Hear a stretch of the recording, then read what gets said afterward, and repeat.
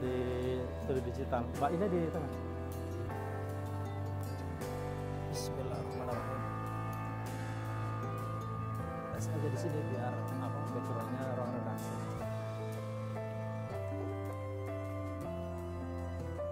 Ini nih yang susah. Iya.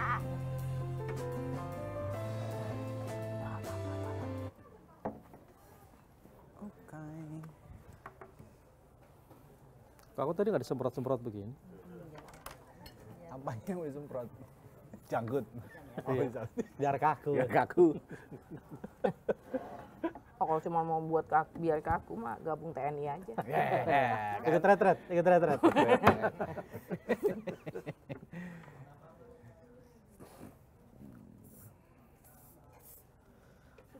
Oke.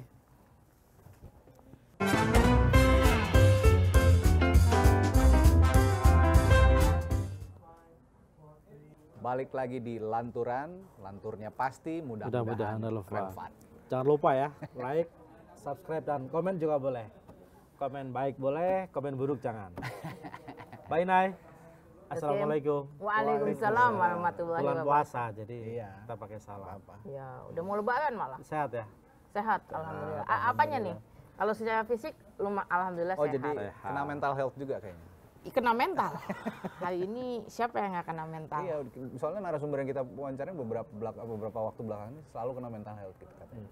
Iya. Jadi termasuk Mbak Naya sekarang. Termasuk Karin Nugroho. Termasuk Karin Nugroho. Makanya ada bikin tulisan kan.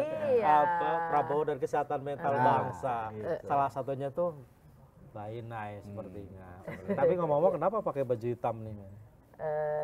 Karena iya biasanya kan kalau lebaran tuh pakai baju putih Iya, ya. putih, Iya, serba yang- putih. Yang gitu. cerah. Ini sebagai solidaritas Indonesia gelap. Ya, gimana ya? Kayaknya besok lebaran agak gelap juga sih ya. Jadi Agak memang gelap kayaknya. Iya, Memang gitu gelap, ya. memang gelap. Karena Kenapa?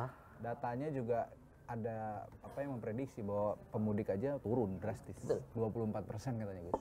Gitu Mbak. Betul. Makanya gelap. Mm-mm. Gimana roda ekonomi mau berputar kalau yang mudik nggak ada. Ya, kalau versi Mbak Inai sendiri, kenapa Indonesia gelap ini? Kenapa Indonesia gelap? Karena ya udah banyak sih ya kelihatan. Kalau sampai nggak ngeh juga itu antara emang nggak baca keadaan, tone deaf gitu ya, apa namanya, atau emang beneran apatis gitu. Jadi sulit hari ini kita nggak ngelihat itu semua gitu, karena itu ada di mana-mana dan segala lapisan. Kayak tadi soal mental health, kebetulan aku tuh sekarang lagi sama beberapa apa namanya, beberapa dokter sama apa namanya ibu Menkes zaman Pak SBY, Ibu Profesor Nila Muluk juga ini lagi keliling-keliling ngomongin mental health. Dan itu memang banyak banget cerita bagaimana kemudian kondisi hari ini. Jadi itu, tulisannya Mas Karin Garin itu relate ya? dan valid. Dan valid ya? Iya. Oke. Relate dan valid itu banyak banget, banyak banget. Banyak teman-teman psikolog yang juga cerita apa namanya, kalau dulu itu benar-benar persoalan tuh orang tuh datang persoalannya tuh personal. Iya. Sekarang tuh benar-benar soal negara. Ya bukan berarti nggak personal, karena itu kemudian juga menghajar hal-hal personal ya, ekonomi misalnya. Berdampak. Terus iya dampaknya kan gede banget gitu. Kalau sesimpel kemarin saya naik apa namanya taksi online aja, supirnya sambil ngomel-ngomel, ngeblangsak ini mbak, gitu. Ya, hal-hal kayak Maksudnya gitu. nyasar? Hah? Konteksnya Iya, nyasar. nyasar. Arahnya Nyasar nyasar. arah politik yang maksudnya? Iya, arah Bukan negara. arah taksinya? Arah negaranya nyasar. Gitu. Tapi ngomong kenapa Mbak ini tidak ada di foto ulang tahun yang rame-rame lagi viral Anak itu? presiden pada ngumpul ulang tahun. Itu kuncinya. Kenapa aku nggak ada di situ? Hmm. Karena aku anaknya Gus Dur, bukan anak presiden. Oke. Yang ada di situ anak presiden semua soalnya. Iya, aku tuh datang enggak, ikut makan enak enggak, ya kan? Ikut dihujat. Dihujat karena nggak datang atau karena acara itu? Dihujat karena tone deaf. Terus Mbak Ina di mana itu pas ada acara ngobrol-ngobrol itu? Aku malah lagi ngisi diskusi yang lagi ngomongin soal ada hubungannya dengan UU yang baru muncul, yeay. Dan dampaknya ke depan akan seperti apa? Itu bagian dari gelap tadi itu. Itu bener, bagian malah dari lagi gelap ngomong yang gitu lagi diskusi sama teman-teman mahasiswa kemarin sama teman-teman muda gimana winter is coming, menyiapkan teman-teman muda untuk menghadapi winter. RUTNI maksudnya. Udah nggak RUU. Oh iya, Pak. udah undang-undang ya. Ini udah bukan. Tapi pertanyaannya gini ya, katanya meskipun udah jadi undang-undang, draftnya itu katanya juga susah. Iya. Nah, jadi aku ada cerita kemarin, bahkan katanya salah satu petinggi TNI itu juga belum pegang undang-undangnya seperti apa. Jadi, karena kita khawatirnya jangan-jangan. Ya jangan-jangan belum ada draftnya juga, disahin aja dulu undang-undangnya. Bukan, udah ada, cuman bisa jadi yang antara yang disahkan sama nanti yang Betul. diundangkan Yang bisa jadi bisa berbeda. jadi Betul, akan beda. berbeda. Ketika misalnya mungkin publik juga udah nggak ngomongin itu lagi, siapa yang tahu? Dan ini kan bukan kejadian sekali ya. Maksudnya ketika Ciptaker publik dulu itu juga marah, Iya, betul. Ngebut. Sorry, maaf, saya masih nggak akan menggunakan kata ciptaker. Sampai detik ini saya masih akan menggunakan akronimnya sebagai cilaka ya. Cilaka. Karena undang-undang itu memang cilaka betul gitu. Jadi ini berkali-kali gitu. Cilaka memang, karena nggak terbukti kan. Karena dulu kan itu katanya dibikin biar ekonomi kita makin baik, investor datang dimudahkan. Faktanya investor datang malah pada PHK yang datang. Buktinya dulu itu ada loh yang salah satu influencer yang banyak ngomongin soal apa untuk mendukung UU Cilaka itu.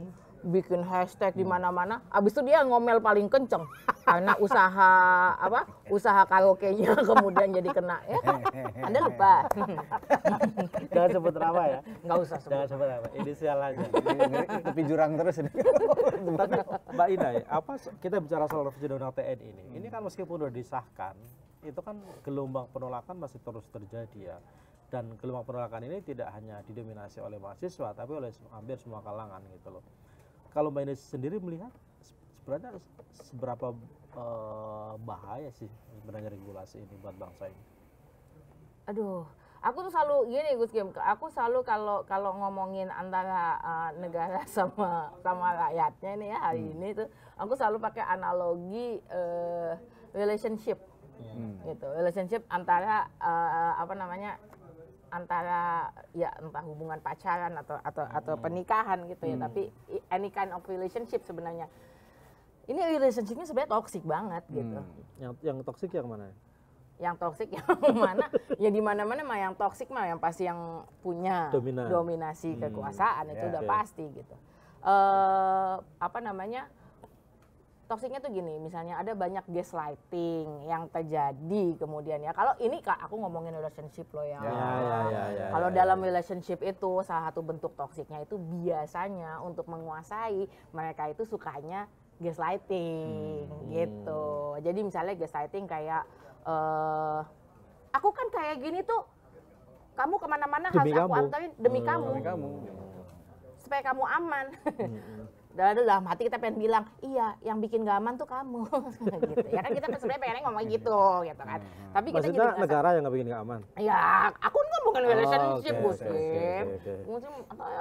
Wah, pacaran aku nggak ngomongin. Wah, Gus Kim nih nuduh-nuduh aja. Raja gitu. buah duduk. Nah, ini banyak gaslighting termasuk misalnya dalam undang-undang. Sorry. Maksudnya dalam sebuah peraturan-peraturan dalam relationship itu gitu. Jadi kayak bahasa-bahasa misalnya kayak yang paling baru nih gitu ya. Ketika dalam kondisi kan kemarin ada pernyataan tuh nanti salah satunya keamanan cybernya itu supaya akan menjaga apapun menindak orang-orang siapapun yang mengganggu kepercayaan terhadap pemerintah. Ya, mengganggu stabilitas gitu. Ya. Itu bentuk gaslighting itu. Jadi kalau nanti semisal publik dianggap enggak sejalan, itu bisa dianggap mengganggu stabilitas. Dan hari ini itu sudah muncul hal-hal kayak narasi-narasi kayak demo nih ngerusak fasilitas negara aja. Tidak nasionalis, mengganggu aja. Padahal kalau kita mau ngomongin ngerusak fasilitas negara, itu kan yang kayak misalnya nih peruntukannya sebenarnya hutan, tapi diperuntukkan sebagai food estate gitu misalnya. Nah itu juga merusak fasilitas negara. Gitu. Fasilitas dunia. Fasilitas dunia malah. Gitu. Jadi ngebabat hutan 20 juta hektar misalnya, nah itu merusak fasilitas gitu. Itu harus diingat gitu. Dan lagi yang di lini masa juga katanya dikit-dikit bersuara sedikit dikritik, mengkritik pemerintah malah kampungan dibilangnya gitu. Iya, dibilang kampungan. Ya emang Dia dari juga- Sama kayak pemain bola timnas kita kan. Banyaknya dari kampung katanya. Makanya susah menang. susah menang. Itu- Ada yang ngomong gitu. itu penghinaan dalam banyak layer ya. Itu problematik Every dalam aspect. banyak layer, banyak aspek. Aspek yang pertama itu adalah menganggap hal-hal yang kayak gitu itu sebagai sesuatu yang buruk, nggak didengar, satu. Yang kedua, menganggap kampung itu konotasinya buruk. Gitu. Ya emang kenapa kalau gue dari kampung? Dia nggak tahu aja kayak Cristiano Ronaldo dulu juga dari kampung dulu. Yang ngomong juga orang kampung kok, punya Oh, gitu ya? kampung dia. Dia Iya. nggak tahu aja pemain-pemain hebat di Eropa itu dulunya dari kampung dan masyarakat miskin juga. Makanya. Balik lagi ke soal RUU TNI. Jadi memang Mbak ini melihat bahwa memang kalau ini kan menjadi menarik diskusi dengan Mbak ini karena kan kalau nggak salah reformasi itu salah satu tuntutannya kan memang hapus dui fungsi ABRI waktu itu ya, namanya belum TNI, dan itu seingat saya koreksi kalau saya keliru, itu kan baru terrealisasi di eranya Gus Dur ketika menjabat jadi presiden gitu. Betul. Nah bagaimana Mbak ini melihat gitu loh, zamannya Gus Dur udah capek-capek dibalikin ke barak, dikondisikan biar profesional, tapi sekarang malah pengen balik lagi. Kan ini ya, jadi gini sebenarnya kan hal ini nih bukan terjadi nggak mecutut gitu tiba-tiba si UU TNI langsung muncul gitu kan, enggak, ini tuh sebenarnya mereka sangat bertahap, bahkan sebenarnya sudah dari beberapa tahun yang lalu pembicaraan ini muncul. Nah ini satu hal ya, kalau misalnya kami ini sering banget ketika bicara soal Gus Dur itu misalnya kami bilang ya salah satu apa yang dilakukan oleh Gus Dur gitu itu adalah menghapus dui fungsi ABRI gitu. Itu banyak publik yang kemudian bertanya, emang kenapa mesti dihapus gitu, salahnya apa? Hari ini banyak orang yang kemudian secara ya ada lah yang kalau dibayar atau emang sengaja di posisi emang sengaja membela gitu ya, sehingga kemudian bilang apa salahnya dui fungsi ABRI TNI ini kan untuk menjaga dan segala macam.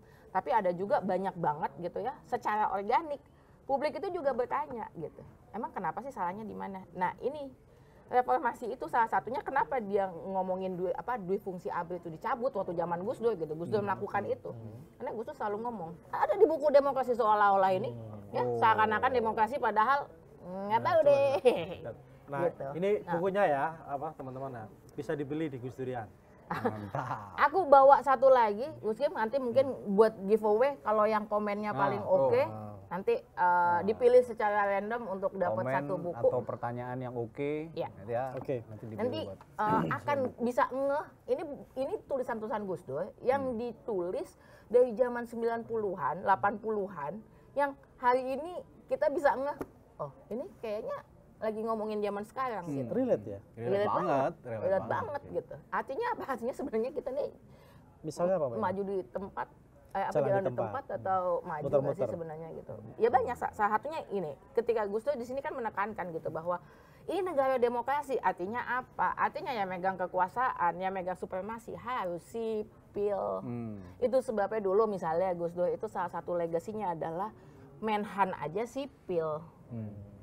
Kenapa? Karena kenapa harus kembali ke barak? Ya karena kalau enggak ada posisi-posisi gini. Ya posisinya bersenjata itu, kelompok bersenjata ya memang untuk mengamankan, untuk menjaga, pertahanan, ya betul. Tapi yang lain sisanya ya harus ada di bawah supremasi sipil. Kan mereka selalu bilang menjamin ini undang-undang ini tetap menjaga supremasi sipil, nggak ada dui fungsi. Gimana tuh mainnya? Emang nggak ada dua fungsi, adanya multifungsi emang. Multifungsi, bukan beli Bener, lagi. gitu. Nah, jadi ya nggak salah. Soal supremasi sipil itu? Tapi masalahnya ini akan mengganggu supremasi sipil. Banyak kemarin yang nanya, emang mana yang apa namanya, yang kan ada tuh udah ditulis 14. Ini tuh malah dibatasin loh. Emang ada tentara yang kemarin apa namanya, misalnya melewati pekerjaan sipil, ngambil pekerjaan sipil. Ya. Mayor Edi. Udah let call lo sekarang. Oh iya, maaf. Maksudnya gini loh, sesimpel itu aja. Ini di depan mata nih gitu. Berapa banyak kementerian yang kemudian dipegang oleh. Ini sekarang udah kadung diketok gitu kan. Tapi kanal-kanal masih terbuka lah untuk bukan membatalkan, tapi mungkin merevisi kembali, mengoreksi kembali. Kan ada uji formil di Mahkamah Konstitusi, ada teman-teman mahasiswa juga, ada demo juga sekarang masih di berbagai daerah. Tapi kanal-kanal itu cukup nggak sih sebenarnya untuk menyadarkan pemerintah kalau ini tuh salah gitu loh, Mbak Ina ya? Ngomong menyadarkan pemerintah, saya malah ngelihatnya nih. Salah satu ketakutan saya, concern saya dari kemarin itu adalah ketika ngelihat misalnya komunikasi pemerintah gitu ya, yang kalau anak kecil gitu ya, itu kayak sengaja jarak, bahasa Jawanya itu jarak gitu, kayak sengaja banget gitu, malah biar kesel gitu. Saya ngerasa kayak ini sebenarnya pemerintah emang beneran nggak paham atau ngajak berantem atau tambeng atau tambeng atau emang sebenarnya sengaja nggak sih gitu, kayak bikin panas gitu. Tapi kalau memang iya itu berarti jahat banget gitu, berarti mereka memang benar-benar literally against the people loh. Nah, kalau kayak gini benar itu gitu. kalau ngomongin against, karena pola komunikasi pejabat-pejabat pemerintah Ini juga sekarang nih? agak-agak aneh. Kenapa? Auranya ini maksudnya siapa? Hasan Nasri maksudnya? Banyak macam-macam. Banyak banget. Bahkan sesimpel misalnya gini, keinginannya bilangnya adalah supaya membuat kebijakan yang baik dengan publik. Terus pengennya jajarannya itu memperbaiki pola komunikasi. Tapi kemudian terus ngomongnya ndasmu. Gimana dong? Yang paling ngomongnya anjing menggonggong. Gimana dong? Yang paling terakhir aja, kita harga cabai mahal katanya suruh stop makan pedes. Nah, pola-pola komunikasi yang kayak gitu. Kira-kira. Jadi kalau kita sakit jangan minum obat, langsung aja mati gitu kira-kira. Ya enggak lah. Kayak udah jadi korban terus disalahin lagi gitu. Tapi sepertinya pertanyaan yang pertama belum terjawab deh. Kenapa? Kenapa Mbak ini nggak datang ke acara ulang tahunnya anak-anak presiden? Ya itu tadi kan saya lagi diskusi sama teman-teman. Saya lagi diskusi sama saya lagi ngisi saya lagi ngisi diskusi, lagi sharing sama teman-teman. Waktu itu topiknya adalah sebenarnya topiknya lingkungan saat itu. Kondisi lingkungan. Tapi lingkungan apa dulu nih? Lingkungan pemerintah? Lingkungan hidup. Jadi di Indonesia gitu. Challenge lingkungan hidup di Indonesia saat itu. Tapi sebenarnya kalau mau dilihat ya ujung-ujungnya banyak banget. Itu berkaitan dengan apa yang kita rasakan dengan undang-undang yang baik ini. Karena isu lingkungan juga banyak yang dipagari sama yang satu itu. Iya. Institusi yang satu itu gitu maksudnya. Iya, banyak sekali. Bagaimana misalnya problem ya kayak saya kemarin ngejelasin sesimpel banjir, kenapa terjadi banjir. Ini pasti ada curah hujan tinggi. Kata pejabat begitu. Iya, kena curah hujan tinggi. Yang disalahin alamnya. Yang disalahin alam. Silakan. Di negara lain, Pak, di Malaysia juga curah hujannya tinggi, Pak. Ini nggak banjir, bingung gue. Tapi gini, ngelihat kemarin ngumpul-ngumpul gitu ya teman-teman, anak-anak presiden kalau kata Mbak Nay kan, kelihatannya bukan anak presiden kalau Mbak Nay, semua di tengah kondisi yang gelap tadi itu. Apa sih maknanya kalau buat Mbak Nay kayak ngumpul-ngumpul kayak gitu? Padahal lagi gelap loh, kok masih bisa? Yang gelap kan Mbak Ina, itu bagi mereka nggak gelap. Iya, mereka ada lampunya banyak. Berarti kan kalau Mbak Ina bilang gitu, yang gelap kan kamu. Iya, kan yang gelap kamu. Itu tadi. Yang gelap kan kita. Tapi bagaimana Mbak Ina sendiri melihat aksi-aksi mahasiswa yang menolak undang-undang ini? Karena kan meskipun udah disahkan, tapi aksi penolakan ini masih terus berlanjut. Resistensinya tinggi Dan banget. yang menarik lagi adalah ini terjadi di kota-kota kecil dan dilakukan di bulan puasa. Bagaimana Mbak Ina melihatnya? Bagus. Dan ini saya begini, kalau saya malah saya berharapnya ini tidak menjadi sesuatu yang sporadis gitu, tapi benar-benar jadi sesuatu yang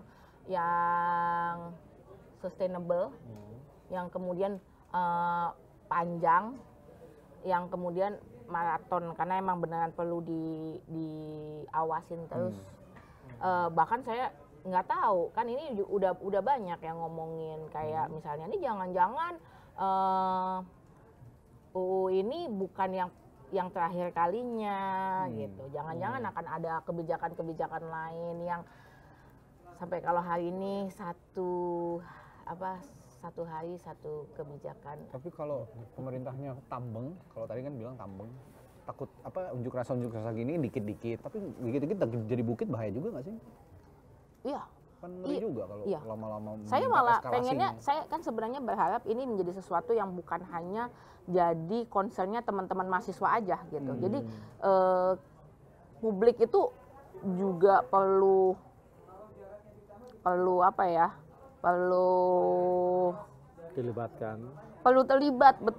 terlibat gitu. Dan jadi ini jadi sesuatu yang potensi itu kan besar sebenarnya kalau kita melihat 98 gitu ya, meskipun saya tidak dalam posisi untuk mengatakan bahwa ini akan seperti 98. Tapi kan sebenarnya potensi itu besar publik untuk terlibat ya, karena kan ketika kalau kita melihat kondisi ekonomi kita hari ini yang tidak baik-baik saja, misalnya kan PHK di mana-mana, terus pengangguran juga masih tinggi, konsumsi masyarakat juga rendah. Artinya kondisi ekonomi yang tidak baik-baik saja, terus disulut dengan kondisi politik yang juga dianggap tidak pro terhadap mereka, bukankah ini akan memudahkan misalnya untuk jadi bridging gitu ya, agar publik ini nantinya mau nggak mau atau secara sukarela akan terlibat seperti 98. Iya, dan itu memang menurut saya penting gitu. Jadi hari ini gini, saya nggak lagi ngomongin ayo semuanya demo, bukan. Jadi tapi keterlibatan itu saya nggak ngomongin gitu. Ya maksudnya apapun bentuk keterlibatannya gitu ya. Apapun bentuk keterlibatannya. Ya, misalnya. Tapi artinya kita memang semuanya perlu terlibat gitu. Perlu terlibat. Hari ini banyak banget kan publik yang suka ngomong gini sekarang. Kita sendirian ya gitu. Hari ini kan posisinya begitu. Publik nggak punya siapa-siapa lagi gitu. Legislatif juga ada bersama mereka gitu. Eksekutifnya juga di situ mereka gitu. Maksudnya? Yang perlu diawasi. Padahal legislatif kan untuk mengawasi. Yang mengatur. Yang mengatur, yang memanage kehidupan rakyat ini gitu. Nah, terus kemudian dengan undang-undang ini kemungkinan ya posisinya jelas publik rakyat itu semakin nggak punya temen gitu loh. Jadi ya memang jadi penting banget buat rakyat itu untuk stay together, itu yang penting sebenarnya, karena udah nggak ada lagi siapa lagi, oposisi nggak ada, yang diharapkan sebagai oposisi juga ternyata nggak benar-benar oposisi, katanya sehari bilangnya ngambek, nggak mau main sama mereka, besoknya bikin undang-undangnya bareng, iya loh. Maksudnya partai apa nih? Partai banyak, iya. Tapi gini deh, ini ngomong RUU undang-undang ya, udah jadi undang-undang. Kalau tadi Gus Kim bilang bahwa ada kekhawatiran seperti 98, menurutku sih sah-sah aja. Bangsa kita ini masih trauma dengan 98, dan orang-orang yang mengalami tragedi 98 itu sekarang masih hidup, termasuk saya, termasuk Gus Kim, mungkin termasuk Mbak Nay gitu ya. Menurutku sih wajar ya, trauma itu masih ada. Kok tapi gini, oh iya dong, ya dong, orang-orang yang mengalami itu masih kan ada. Kelam, Indonesia kelam, sekarang Indonesia gelap, dulu kelam, sekarang gelap. Orang-orang yang mengalami masih ada, pelakunya juga katanya masih ada. Nah, itu maksudku gini. Katanya, bukan gue yang ini. Nah, maksudku gini, relasinya dengan kebebasan berpendapat juga nih sekarang. Kemarin ada teror lah di salah satu kantor media, terornya kepala babi, dikirim. Ada yang nyeplos, dimasak aja. Nah, itu kan bukan bukan ciri-ciri seorang yang tadi negara hadir gitu loh. Ya, itu bukan ciri-ciri negara hadir. Tapi gini, saya mau cerita gini. Kemarin tuh kakak saya habis soal Mbak Anita gitu ya, itu bikin video ya tentang menceritakan kejadian dulu yang kami alami semasa Orde Baru. Bagaimana Gus Dur saat itu kan juga dianggap sebagai salah satu yang bandel lah. Yang bandel gitu. Yang sebenarnya gerilya kemana-mana untuk apa ya? Ya membangun demokrasi. Ngomporin rakyat gitu ya. Untuk bangun demokrasi itu. Yang sebenarnya kemudian ya sebenarnya sedikit banyak pasti akan bersinggungan dengan ya tadi itu yang hobinya misalnya pakai satu komando saat itu. Nah, jadi waktu itu terutama waktu itu adalah momennya tuh pas lagi Muktamar Cipasung. Kalau teman-teman yang teman-teman NU, terutama teman-teman atau yang banyak baca sejarah pasti paham ya bagaimana penguasa saat itu berusaha untuk mengkooptasi NU dengan cara misalnya menginfiltrasi muktamarnya saat itu dengan orang-orang yang bisa diatur gitu kemudian. Nah, sementara saat itu Gus Dur yang nongol terus itu. Nah, makanya Gus Dur saat itu banyak sekali kami mendapatkan intimidasi. Teror ya. Iya, Mbak Anita cerita kemarin soal bagaimana nelfon, terus kemudian si orang itu akan bilang, oh nanti gue kirimin lo potongan iya, potongan tubuh, ya pokoknya dia akan nyebutin potongan tubuh gitu segala macam. Nah, kadang-kadang yang ngangkat teleponnya saya itu masih SD dan saya nggak tahu ada apa dengan babi. Beberapa kali mereka akan nelpon itu juga selalu ngomongnya gitu. Mereka akan ngomongnya gini, ini kandang babi ya, gitu. Jadi saya tuh masih SD ya, waktu kejadian itu. Mereka akan nelpon. Selain kemudian titip pesan ya buat bapak lo jangan kebanyakan ngomong misalnya yang kayak gitu-gitu. Itu juga ini. Bahkan karena ada mereka akan menggunakan nadanya awalnya bahkan nggak intimidatif gitu. Bisa titip pesan nggak gitu sama bapaknya. Oh iya, kirain kan beneran pesan ya gitu. Oh iya mau pesan apa om gitu. Bilangin sama bapaknya jangan suka ngomong macem-macem kalau nggak dihabisin. Kayak gitu, misalnya yang kayak gitu-gitu. Nah, salah satunya juga nggak tahu kenapa mereka hobi banget ya tadi itu. Ini kandang babi ya, gitu. Sekali dua kali. Oh, dari dulu emang mereka suka main babi. Ya itu makanya aku juga nggak paham ada apa sih dengan babi gitu ya. Dipanggang. Itu. Nah, sekali dua kali tuh aku takut.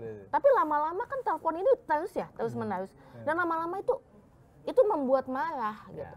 Dan aku ingat, jadi bagaimana marah sama cara... yang nelpon atau marah sama babinya? Karena nggak ada, cuman ngomong doang. Dan aku marah gitu. Aku marah dengan, ini apa sih orang-orang kayak gini nih nelpon-nelponin terus. Jadi begitu mereka nelpon lagi dan kemudian bilang lagi, ini kandang babi ya? Aku mulai mengganti jawabanku. Aku menggantinya dengan gini, kenapa? Lo nyari bapak lo ya? Jadi itu yang aku lakukan. Beneran itu yang aku lakukan. Artinya apa? Gila ya, mungkin terdengar sesuatu yang SD lucu. ya? Iya itu masih SD. Ketahuan kan kenapa sekarang mulutnya agak-agak ini ya. Dari SD udah begitu. Dari SD udah diteror sama babi. Oke begini sekarang. Nah, tapi maksud aku gini, poinku adalah bahkan ketika itu terdengar lucu, jawabanku membuat orang ketika aku cerita itu orang ketawa. Itu bukan bercandaan, itu adalah bentuk perlawanan, itu adalah bentuk message bahwa gua nggak takut sama lo jangan berpikir lo bisa dan itu yang dilakukan oleh Cica. Jadi ketika Cica misalnya bilang kok cuman kepala doang nggak ada badannya, itu sebenarnya Cica sedang memberikan message bahwa gua nggak takut. Jadi maksudnya sebenarnya seorang bapak yang katanya jago komunikasi itu juru bicara gitu. Kemudian merespon itu dengan bilang dimasak aja, terus bilang bahwa lo kan dianya aja bercanda. Nggak merasa terancam gitu. Dia aja nggak terancam, dianya aja bercanda. Enggak Pak, Mbak Cica nggak lagi bercanda. Itu adalah bentuk perlawanan. Sama ketika saya bilang, kenapa lo nyari bapak lo? Itu tuh perlawanan gitu. Jadi nggak bisa dia bilang itu bercanda dan responnya dengan bercanda. Kalau dia melakukan itu, either satu, gini ya, Bapak selain itu adalah pernyataan yang sangat near empati, gitu ya, dan sangat near etika, Bapak yang terhormat, itu juga semakin mengekalkan di mana posisi negara dalam hubungannya dengan keamanan rakyatnya. Iya, setuju. Itu. Nah, kalau berarti kan bisa dikatakan di era Orde Baru banyak sekali kelompok-kelompok yang kritis terhadap pemerintah itu mendapatkan teror seperti itu. Betul. Dan hari ini terjadi. Polanya sama. Artinya bisa dikatakan hari ini ya sebenarnya sama, jangan sama itu. aja kita juga. Makanya yang dibilang tadi, wajar kalau kita teringat trauma kita lagi gitu kan maksudku. Kalau karena dengan pola-pola yang sama, ya dikhawatirkan akan terjadi gitu. Ya dikhawatir, amit-amit jangan sampai, tapi ya semua orang sekarang sedang khawatir gitu lah kira-kira. Banyak orang yang hari ini ngomong, ini mah lebay aja, ini lebay, orang baru juga jalan berapa bulan, ini mah kalian aja yang terlalu lebay. We wish we are lebay. Baru berapa bulan aja udah begini.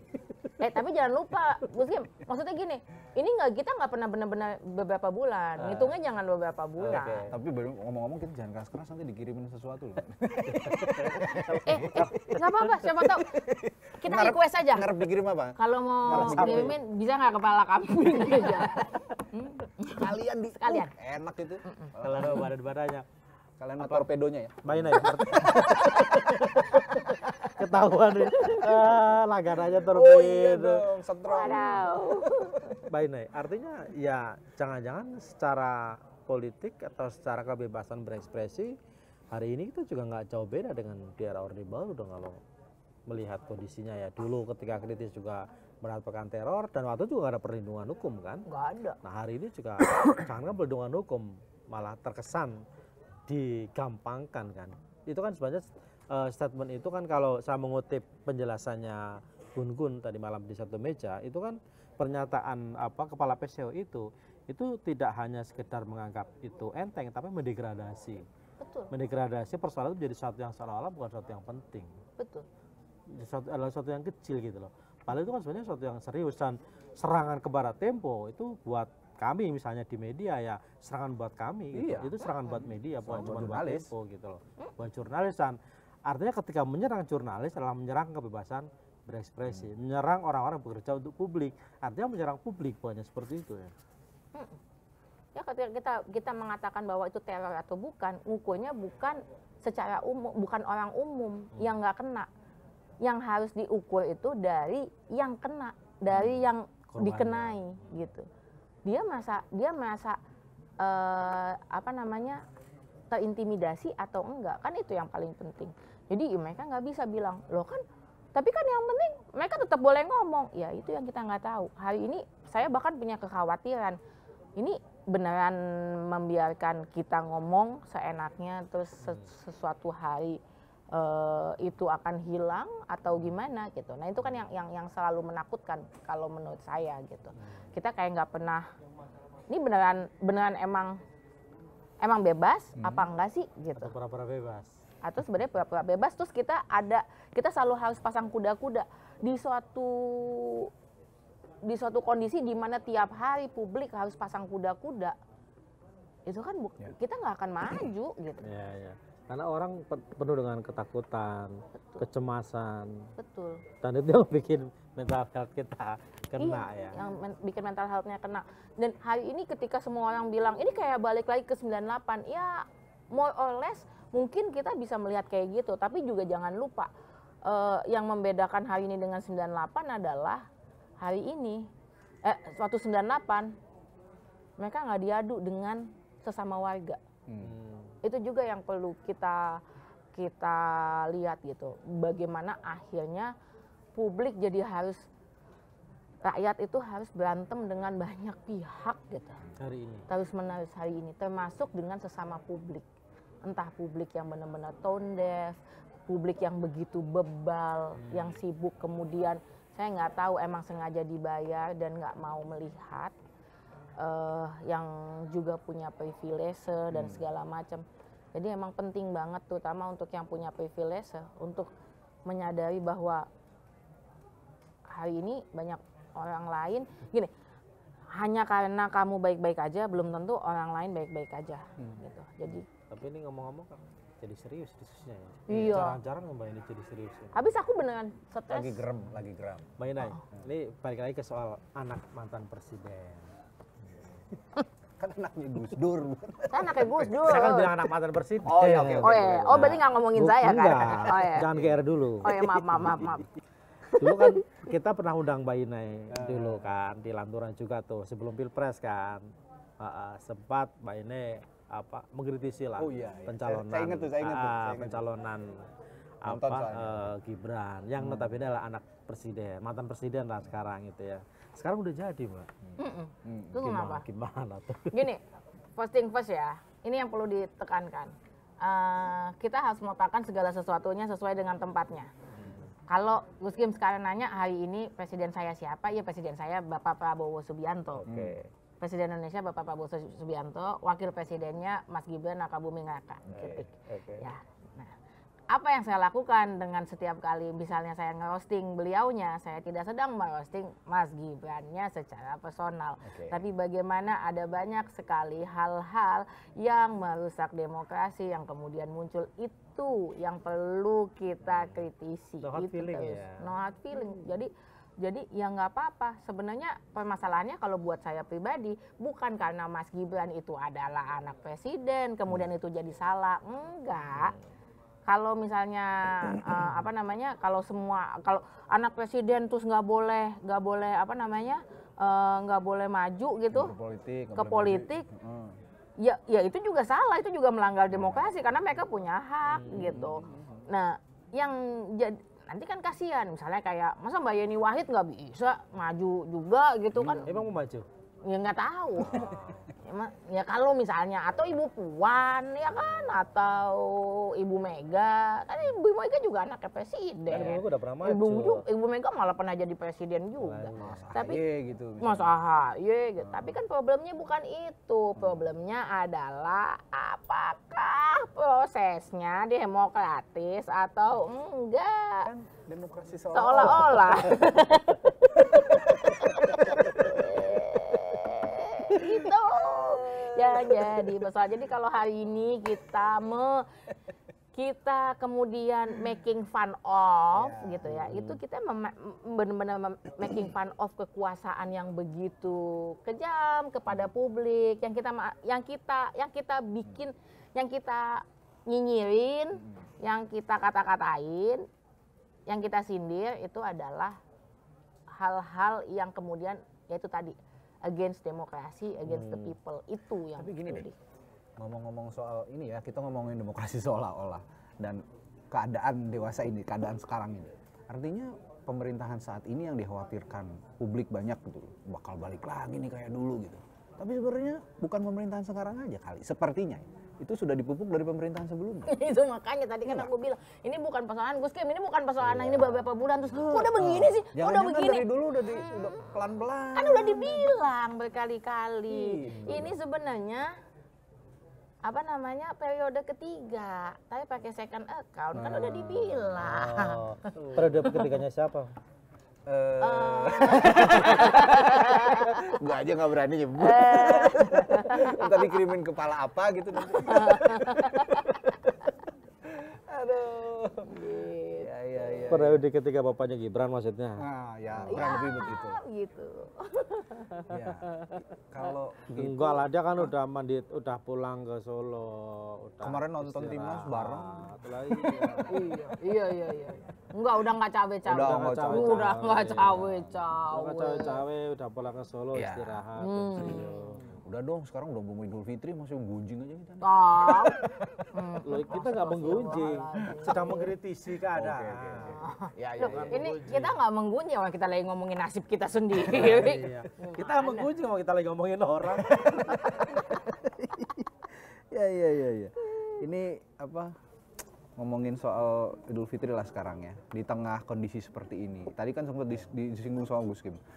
Puasa-puasa aja ada demo. Idul Fitri itu kan ajang saling memaafkan. Tapi kalau rakyatnya juga tidak bisa memaafkan pemerintahnya, gimana nih Idul Fitri kita sekarang? Lu memaafkan itu gimana? Maksudnya gini loh. ini malah menurut saya ini hubungannya ya. Ini ngingetin saya pertanyaan itu ngingetin saya dengan hari ini banyak banget orang yang kalau misalnya melakukan kritik terhadap pemerintah itu kemudian dilabeli sebagai anak abah, nggak move on, apa namanya ini ya karena kalah ya. Padahal Gus Dur ya. Iya, padahal ya anak abah Gus Dur. Ya nggak mungkin lah, kan saya nggak mungkin. Kalau saya nggak pernah dikatain gitu, nggak pernah dikatain anak abah, karena udah jelas nggak mungkin dukung. Bukan gue yang ngomong. Terus jadi apa namanya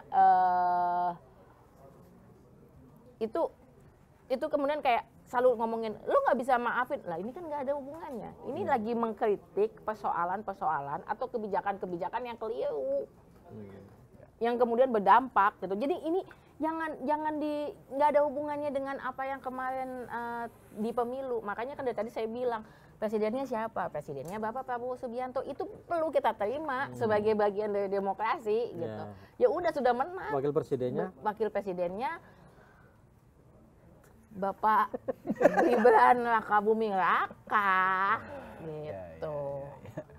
Jadi ini bukan persoalan move on atau tidak move on, bukan persoalan sudahlah kelar pilpresan gitu ya. Iya. Tapi kan kita bicara soal bagaimana kondisi bangsa ini hari ini kan seperti itu. Iya, dan emangnya kalau saya misalnya dukung 02, terus apapun kebijakannya mereka, saya harus selalu dukung meskipun itu jelas-jelas misalnya berdampak pada saya dengan cara yang nggak oke, yang nggak begitu. Malah sebenarnya kita yang paling perlu kritis gitu, yang dukung Dan itu malah perlu kabarnya kalau kritis. kemarin belum lama misalnya Adi Pray mengatakan bahwa justru menurut dia ada beberapa sekarang itu banyak juga pendukung 02 yang jadi ikut-ikutan juga mengkritisi kondisi Indonesia hari ini. Iya. Menariknya itu tadi kan. Adi Pray kemarin ngomong bilang dia gitu. bilang. Jadi dia itu kalau posting sesuatu yang tone-nya positif, katanya yang nge-like sedikit, yang komen dikit.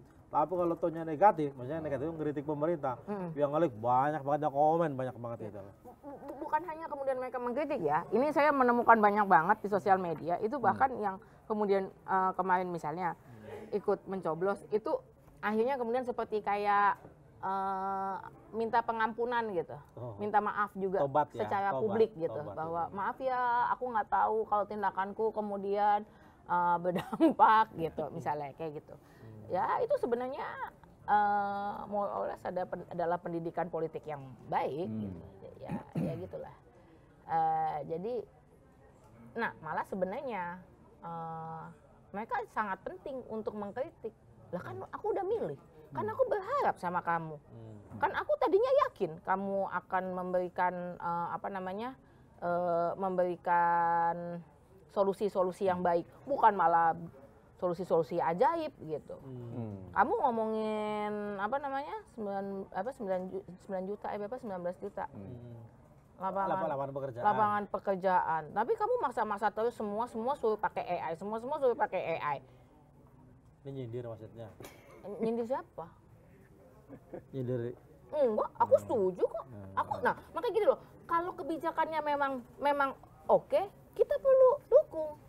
Makanya seperti kebijakan menggunakan AI itu saya mendukung. Mari kita mulai dengan pejabat-pejabat diganti AI. aja. Iya.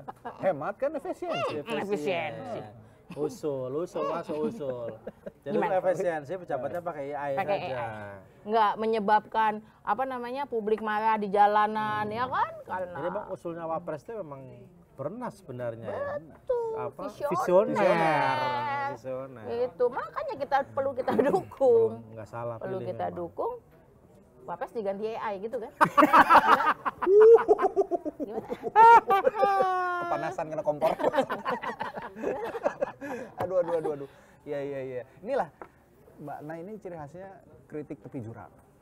Ngerosting gitu, tapi hidupnya santai aja. Banyak orang yang bilang, usah takut. banyak orang ya bilang kan? gitu. Nggak usah takut. darah ubernya Gus Dur itu ya. Iya. Dibayarin aja deh katanya. Karena kan kalau bayar itu serius, mana aja bayarin kan kita udah kesini. Kita suruh cerita salah satu cerita almarhum yang lucu aja masih pikir dulu gitu kan. Kalau Mbak ini kan enggak, nggak perlu cerita, bapaknya dia sendiri udah lucu gitu. Saya kalau nggak begini, saya nggak punya apa-apa lagi untuk membuktikan saya bahwa saya emang benar anaknya Gus Dur. Soalnya. Iya.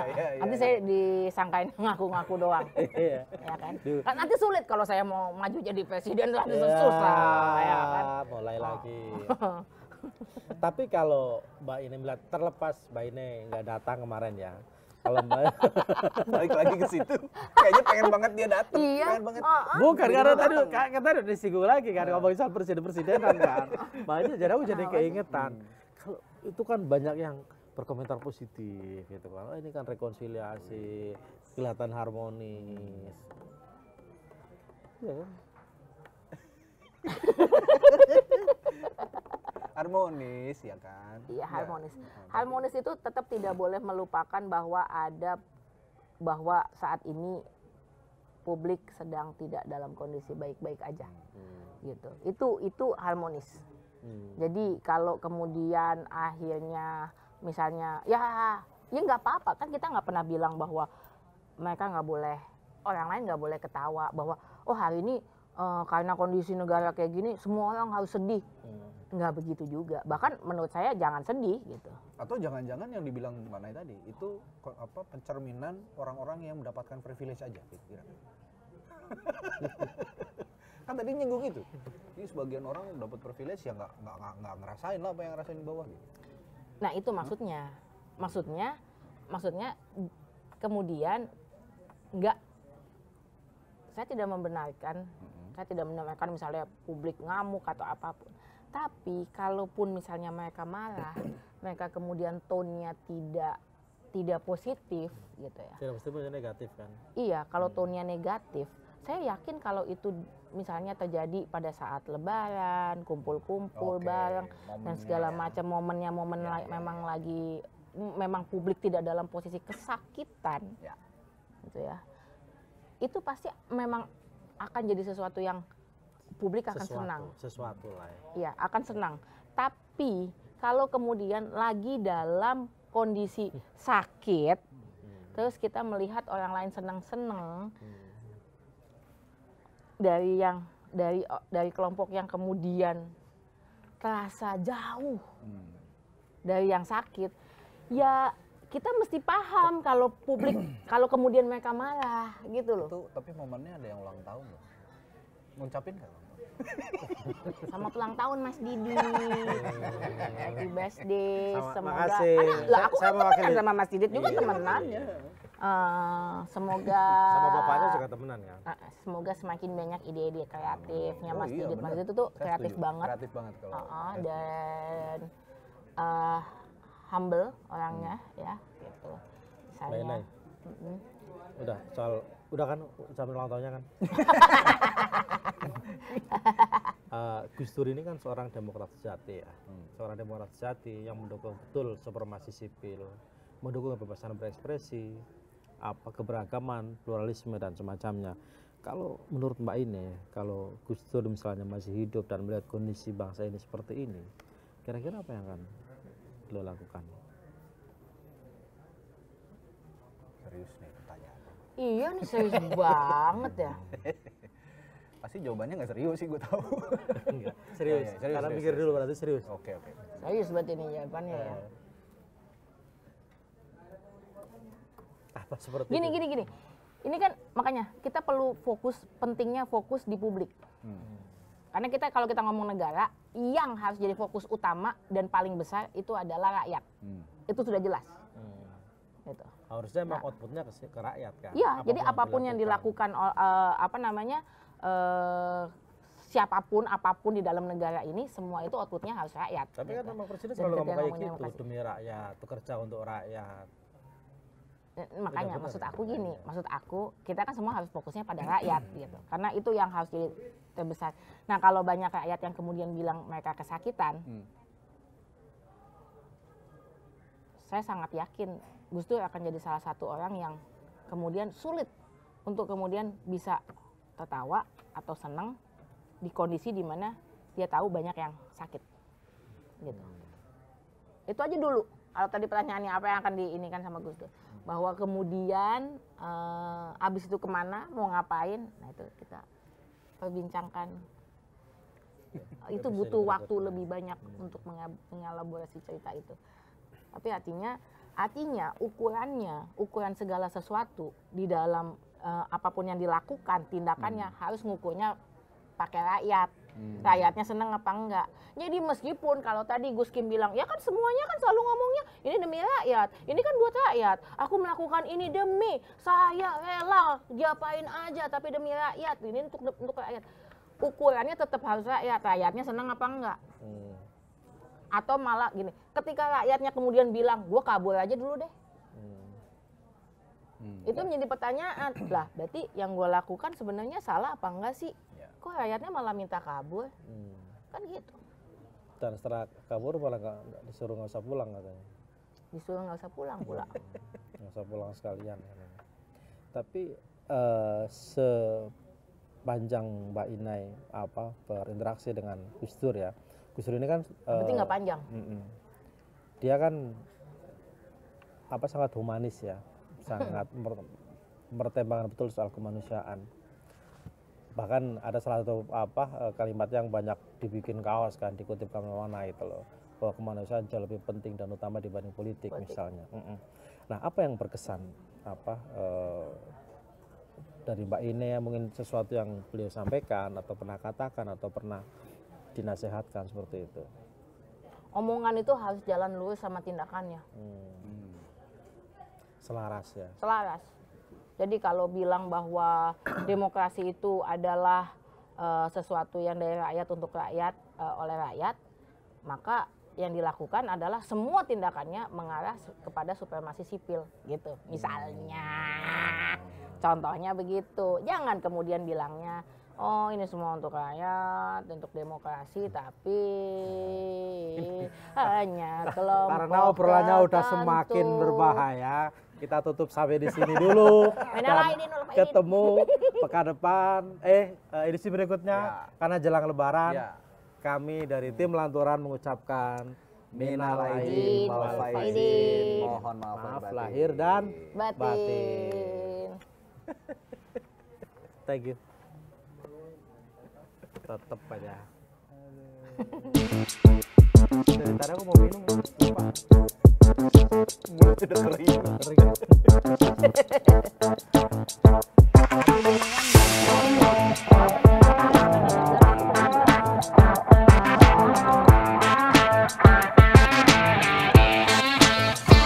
Menyakiti. Aku